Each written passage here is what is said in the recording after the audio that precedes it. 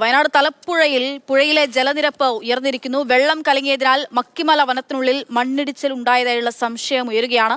M Kamal വിവരങ്ങളുമായിട്ടുണ്ട്. Kamal, എന്താണ് അറിയാൻ സാധിക്കുന്നത്? മണ്ണിടിച്ചിൽ ഉണ്ടായിട്ടുണ്ടോ അവിടെ? ഇപ്പോഴും അവിടെ മഴ ശക്തമായി തുടരുകയാണോ? അക്ഷയ, ഈ തലപ്പുഴ ഭാഗത്ത് തലപ്പുഴ ടൗണിനടുത്തുകൂടി ഒഴുകുന്ന പുഴയിൽ വൈകുന്നേരത്തോടെയാണ് അസാധാരണമായി ജലനിരപ്പ് ഉയർന്നത്. പക്ഷേ ഇപ്പോൾ ഏറ്റവും ഒടുവിൽ അവിടെ നിന്ന് ലഭിക്കുന്ന വിവരം വെള്ളം ഉയർന്ന ജലനിരപ്പ് താഴ്ന്നിരിക്കുന്നു. ഇപ്പോൾ ആശങ്കാജനകമായ ജലനിരപ്പ് നദിയിലില്ല. പക്ഷേ വൈകിട്ട് ഒരു 4 മണിക്ക് ശേഷം സന്ധ്യയോടെയൊക്കെ പുഴ വല്ലാതെ കലങ്ങി വലിയ രീതിയിൽ ഒരു മലവെള്ളപ്പാച്ചിൽ എന്ന് തോന്നിക്കും വിധത്തിൽ വെള്ളം വന്നു.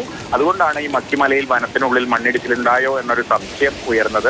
പുഴയുടെ തീരത്തുള്ളവർക്ക് ജാഗ്രതാ നിർദ്ദേശം നൽകുകയും അപകട സാധ്യതയുള്ള ഭാഗത്തു നിന്ന് ആളുകളെ മാറ്റുകയും ഒക്കെ ചെയ്തിരുന്നു. പക്ഷെ നിലവിൽ ആശങ്കപ്പെടേണ്ട സാഹചര്യമില്ല. പക്ഷേ ഈ മാനന്തവാടി താലൂക്കിന്റെ വിവിധ ഭാഗങ്ങളിൽ കനത്ത മഴ തുടരുകയാണ്. തിരുനെല്ലിയിൽ കാളന്തി പുഴ കരകവിഞ്ഞിട്ടുണ്ട്. അവിടെയൊക്കെ ഈ ആദിവാസി ഉന്നതികളിലൊക്കെയുള്ള ആളുകളെ ചില സ്ഥലത്തു നിന്നൊക്കെ സുരക്ഷിത സ്ഥലത്തേക്കൊക്കെ മാറ്റിയിട്ടുണ്ട്.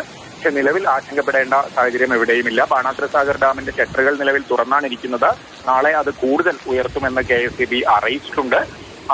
പക്ഷേ അത് ആശങ്കപ്പെടേണ്ട സാഹചര്യമില്ല. പുഴയിലെ ജലനിരപ്പ് അത്തരത്തിൽ വലിയൊരു വെള്ളപ്പൊക്കം ഉണ്ടാകുന്ന രീതിയിൽ ഉയരാൻ സാധ്യതയില്ല എന്നുള്ളതാണ് ഇപ്പോഴത്തെ വിലയിരുത്തൽ. എന്തായാലും ഈ തലപ്പുഴയിലെ വിഷയം ഇപ്പോൾ വെള്ളം താഴ്ന്നിട്ടുണ്ട്.